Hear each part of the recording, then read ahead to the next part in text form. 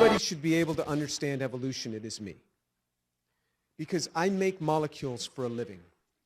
And I don't just buy a kit and mix this and get that. I mean, ab initio, I make molecules. I understand how hard it is to make molecules. I understand that if I take nature's toolkit, it can be much easier because all the tools are already there, and I just mix it in the proportions that, and I do it under these conditions. But ab initio is very, very hard. I don't understand evolution, and I will confess that to you. Is it okay for me to say that I don't understand this? Is that all right? I know that there's a lot of people out there that don't understand anything about organic synthesis, but they understand evolution. I understand a lot about making molecules. I don't understand evolution. And you would say that, wow, I must be really unusual. Let me tell you what goes on in the back rooms of science. With National Academy members, with Nobel Prize winners, I have sat with them. And when I get them alone, not in public, because it's a scary thing if you say what I just said. And I say, do you understand all of this, where all of this came from and how this happens? Every time that I have sat with people who are synthetic chemists who understand this, they go, nope. These people are just so far off on how they believe this stuff came together. I have sat with National Academy members and Nobel Prize winners. Sometimes I will say, do you understand this? And if they're afraid to say yes, they say nothing. They just stare at me because they can't sincerely do it. I was once brought in by the dean of the department once, and many years ago, and he was a chemist, and he was kind of concerned about some things. I said, let me ask you something. You're a chemist. Do you understand this? How do you get DNA without a cell membrane?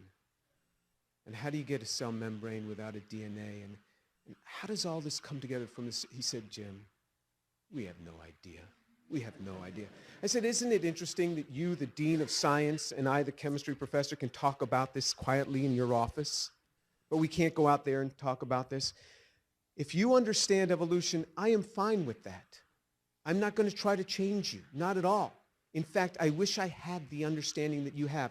But about 7 or 8 years ago, I posted on my website that I don't understand.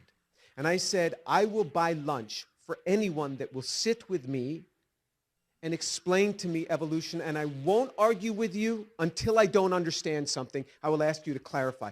But you can't wave by and say, this enzyme does that. You got to get down in the details of where molecules are built for me. Nobody has come forth. The Atheist Society contacted me. The Atheist Society contacted me. They said that they will buy the lunch. And they challenged the Atheist Society, go down to Houston, have lunch with this guy, and talk to him. Nobody's come.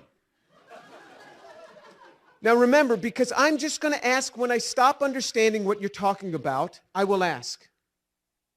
So I sincerely want to know. I would like to believe it, but I just can't. Now, I understand microevolution. I really do. We do this all the time in the lab.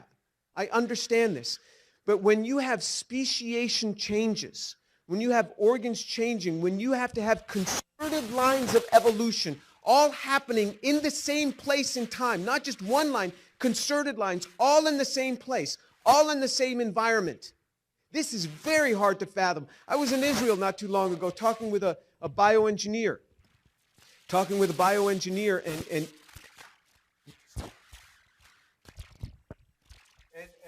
he was describing to me the ear. And he was studying the different changes in the modulus of the ear. And I said, how does this come about? He says, oh, Jim, we all believe in evolution, but we have no idea how it happened.